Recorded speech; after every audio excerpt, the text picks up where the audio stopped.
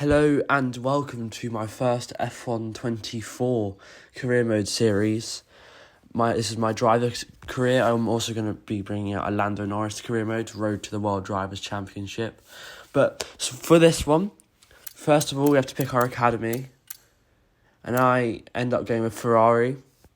And, well, in the end, the team that I start with, obviously, as a Ferrari junior driver, I start with Kik Sauber. With my teammate, obviously, Bottas, because, well, Bottas is better than Zhou.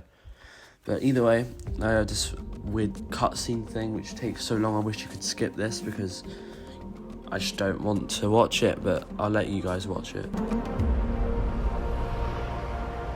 Finally, let's do this for real. Sorry it took so long. You know what these legal types are like? Yes, sir. No, sir. Here's 80 pages of needless jargon, sir. Anyway, believe it or not, this is my excited face. Come on. Let me show you what we've got. So, all the usual stuff. Merchandising, likeness, blah, blah, blah. But the really juicy stuff is their expectation of you. They need you to challenge yourself all season, be the best you can be, dominate your teammate, become a legend. All that jazz. Now, it's over to you.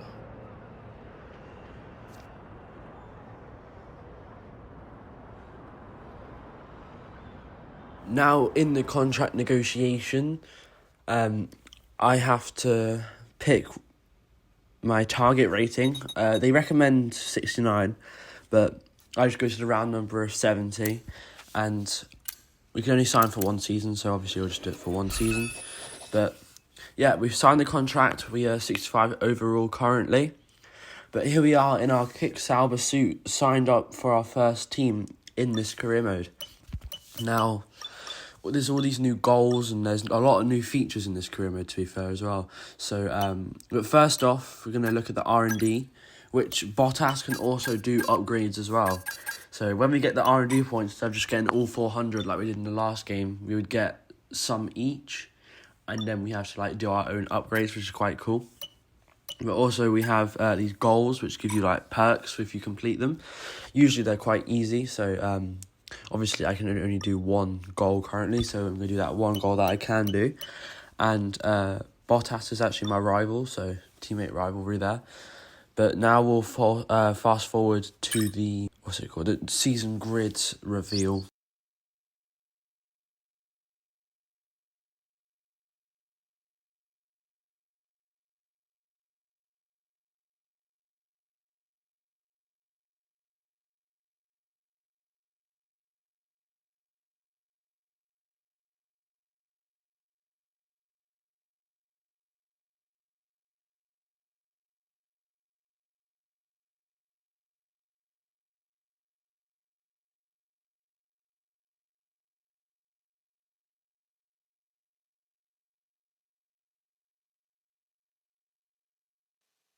I'm not too sure why the sound wasn't working, but either way, we continue on now to the R&D now. As you can see, Bottas is working on the chassis there, but I'll work on the aerodynamics.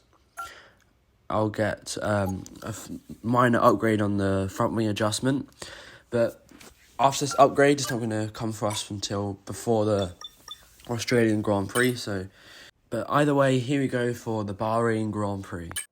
The long wait is over. This is it, a brand new season. And before the show gets well and truly underway, we've got the all-important matter of a free practice session. It's great to be back. So much unknown before we get underway. So what will be going through the drivers' minds as they get ready for the new season? The faster you can work around the circuit conditions and get the car tailored to your liking, the better, and then you can just focus on the job in hand in terms of lap times. But first of all, you've got to get the car feeling right.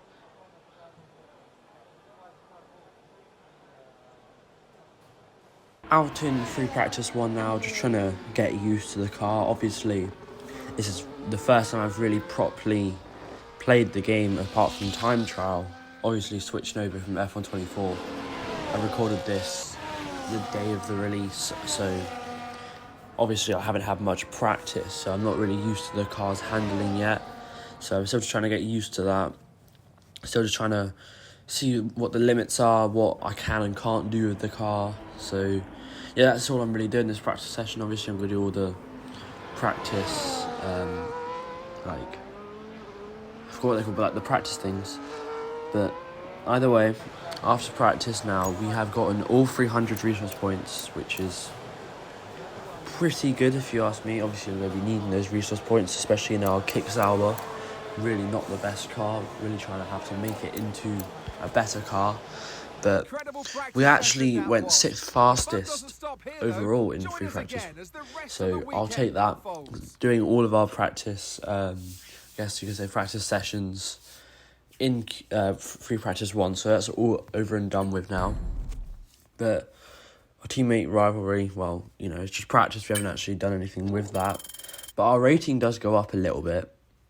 We do get a bit of experience, but I think that's about it. We just get a bit of experience. Nothing really goes up on our overall rating. So yeah, now here we go for qualifying. As the sun goes down, the speeds go up. It's almost time to get underway for this shootout for the fastest time and the best possible grid position for tomorrow's race. Let's get on with it. It's qualifying for the Bahrain Grand Prix. Now I feel like I should be able to get into Q2 here, so coming out to do our first flying lap and maybe only flying lap of Q1 at the start of the session. Usually I only go out at the end, but doing my only flying lap here, hopefully I'll be able to get a good time in. But if not, I'll just go back out on a new set of tyres. But here we are now at the end of that lap and coming across the line to set 1:30.385, which puts us P6, but overall we do get P14, so we do make it into Q2. Barely, but like literally just. We do make it into Q2, so a lot better than I thought. Actually, no, I expected it to be into Q2, but now I'm not expecting Q3, so I'm going out at the end of the session here now to set my one and only flying lap of Q2. My teammate Bottas in P11, so I think he is out as well, along with Stroll, Hulkenberg, Tsunoda and me in the bottom 5.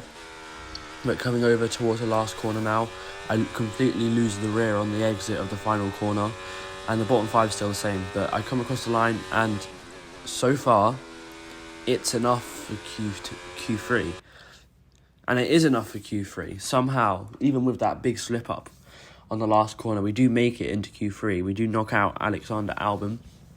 Our teammate is out of qualifying, but we do make it into Q3 for our first ever Grand Prix, which if you ask me is definitely a lot better than I thought I would do.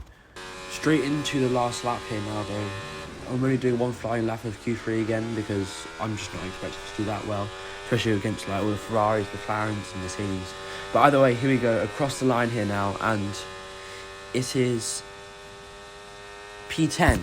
You know what, that's not too bad, I'll take P10. I wasn't expecting to be able to get into Q3, but P10 is good. It's Max Verstappen on pole by almost 3.5 tenths, which is, well, it is Verstappen, it's expected. Obviously he's just going to get a pole, but still 3.5 tenths is quite a bit of a big margin, especially in round 1. But you know, that's it for qualifying, and now it is time for the Grand Prix. Months of rumour and speculation all come to an end today as we return to racing for the opening event of what promises to be an enthralling season. Welcome along then to round 1 of this year's Formula One World Championship. There's no shortage of passing opportunities around the 3.36 miles of the Bahrain International Circuit, with the best, of course, at turn 1, and then another soon after into turn 4. 15 corners here, 6 to the left and 9 to the right, and we could see 1 or 2 flat spots into that tight left-hander of turn 10. It's time to take a look at our starting grid for today's race. World champion Max Verstappen starts from pole position, and it's Fernando Alonso alongside. Moving on to the rest of the grid, we have Norris, Perez, Russell, Leclerc, Oscar Piastri, Sainz, Hamilton, the rookie, Albon, Bottas, Stroll, Hulkenberg, Tsunoda, Magnussen, Ricciardo, Gasly, Ocon, and Logan Sargent. And now it's time to head down to the track.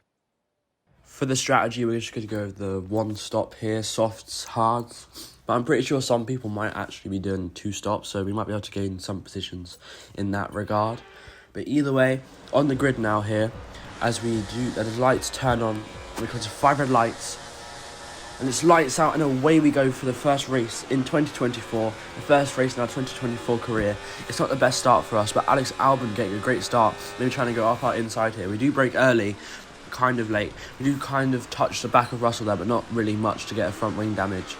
As we do go round the outside of Hamilton there, we do go wide on the exit of turn 2, but we do hold off Hamilton for now, but he does try and go maybe down our inside, but he just kind of stays behind us, so we do manage to move up into P9 after the first corner. Finishing the first lap here now, Max Verstappen obviously getting the fastest lap, still ahead of Hamilton. He is on the mediums though, we are on the softs, and DRS is enabled on after lap 1 now, so that's different. But now on lap 4 here, approaching Sainz, we try and dive down the inside to make the overtake into P8, but he does kind of stay with us here, and we give him the room, and I'm guessing uses his overtake button. We try and use ours a little bit to try and defend him off, but we do just manage to stay ahead of Sainz there. We do manage to move up into P8.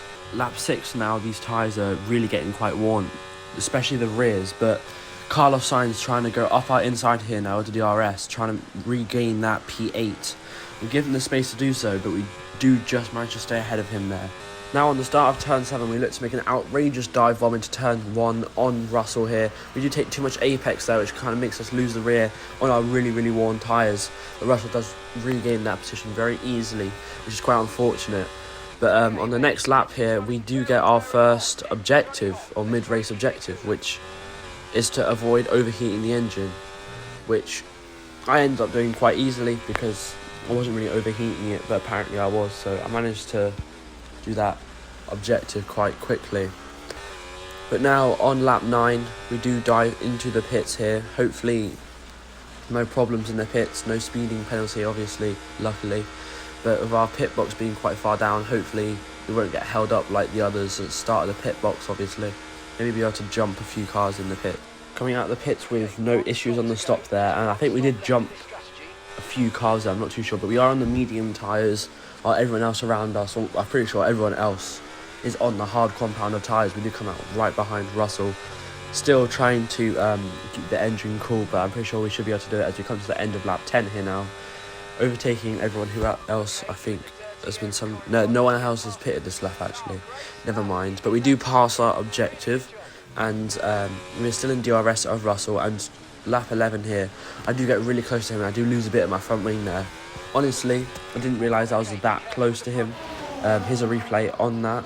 I didn't think I would break my front wing on that, but apparently I did. Hopefully it's not too severe and we can go on with that wing damage. But yeah, going through this corner, trying to see like how bad it is, and it feels completely fine. So hopefully throughout the race, it won't affect us too much. With just 5 laps to go here now, I get another objective, which is to overtake Russell by lap 18, which I see that and I just try and send it down the inside of Russell here. But he does come back at us. It says we passed the objective, so I guess that still counts. But he does come back at us here, and I'm guessing using his overtake button. We don't want to waste our battery because we're going to try and have to defend off Sainz and Piastri from behind. But here's a replay. I do kind of lose the rear on the exit there, and Russell just manages to get alongside us and move up back into that P7 position. At the end of lap 15 here now, I do look at my tyres and they are at like 20% already, which is quite concerning. But Carlos Sainz maybe looks to make an overtake with that DRS around my outside here into turn 1. I can't hold him off, and he does manage to overtake me into P7. So I do lose that position. Here's a replay of that overtake. I try and go defensive on the inside, and he just outbreaks me and goes around the outside. A good overtake, but now I'm in danger of Piastri. I just need to try and stay with him to keep that DRS. At the end of lap 16 here now, as I said, I would be in danger of Oscar Piastri, and here he goes with the DRS, using up his battery. I have no battery left. I use up what I can. But he maybe tried to go around my outside just like Carlos Sainz did. I leave him the space to do so, but he does get through there. Just gets through as we try and maybe come back at him now on the straight of our DRS, using up maybe whatever battery we have left here. I try and outbrake him and go round his outside and try and move back up into P8, and I do manage to take that position back on Oscar Piastri. I mean, coming towards the end of lap 17 here now, Oscar Piastri getting really close to my gearbox here now. So on the main straight here, I'm out of DRS by quite a bit to Carlos Sainz, and obviously Piastri having DRS, he's going to easily get that overtake done on the main straight with no challenge at all. I can't even try and fight back into turn 1 because he just gets away really quickly, and that's it. I dropped down to P9. On the last lap of the race here now, we managed to hold off Hamilton behind, and Max Verstappen does win a Bahrain Grand Prix without surprise. But in our first ever race in Formula 1, in our F1 2024 career mode, we come over the line here now to take P9 and to take points in our first ever Grand Prix. That probably could have not gone better for us in our first race, especially in a kick Sauber.